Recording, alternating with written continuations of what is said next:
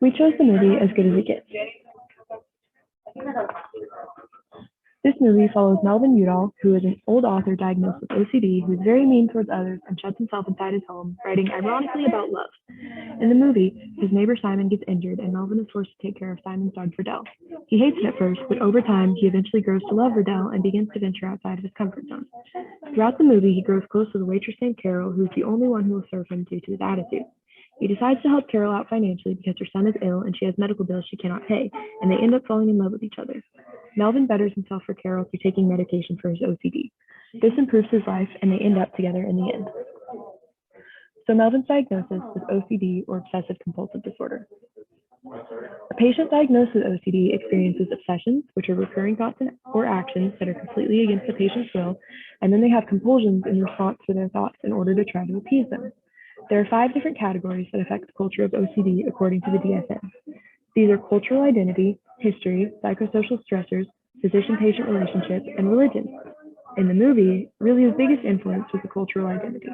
It was set in New York in the 90s, so Melvin had pretty easy access to a therapist, and the stigma surrounding mental health was not as bad, but still there was some shame regarding it. Also, the other biggest influence was the physician-patient relationship. He didn't trust his therapist, so he didn't see him regularly, which negatively affected his OCD. Regarding OCD in other cultures, there is medicinal treatment available, but shame surrounds mental illness such as OCD, and patients who are diagnosed with it are viewed as mentally weak, causing them to not seek treatment. Also, there is still some stigma surrounding OCD. People see disorder in a very negative light. People are viewed as perfectionists or overly cleanly, and a lot of people don't consider that this mental disorder is against the will of the patient experiencing it. This can really affect the patient's self-esteem, preventing them from seeking treatment or attending different social opportunities, and it can very negatively affect relationships, which can be observed through Melvin's unfriendly attitude. In the movie, Melvin has a fear of germs and won't let people touch him. He turns the lock on his doors a specific number of times because of fear and paranoia, and he doesn't step on the cracks of the sidewalk. However, there are some missing OCD symptoms like hoarding, trichotillomania, which is hair pulling, skin picking, and body dysmorphia. Also, his obsessions affect his whole life. They intend to reduce his anxiety. For example, he has fear of getting ill, so he washes his hands excessively to appease his thoughts. So there are many different ways to treat OCD, but the one we chose to go with was exposure therapy, in which patients are forced outside of their comfort zone to break up their routines and are forced to expose themselves to actions so that their brain rewires and changes the way they process things.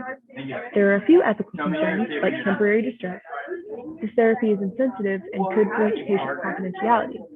Ultimately, in our opinion, healing your brain is worth some temporary discomfort.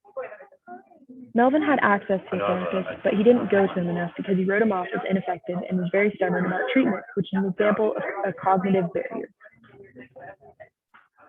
Overall, this movie was somewhat accurate in its portrayal of OCD. The compulsions and obsessions were very clear, observable, and were pretty accurate. He was treated with medicine, and it brought some improvement. Throughout the movie, his relationships were negatively affected. The unrealistic part of the movie, however, is that it seemed too easy for him to go outside of his comfort zone. For how severe his anxiety was and for how drastically his routine was altered, he didn't really experience a mental breakdown. This is mainly for plot convenience, but overall, it was a pretty good representation of OCD.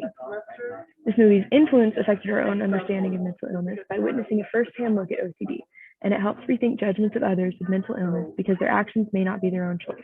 It could just be a response to their thoughts. You can see how love can change one's own mental well-being.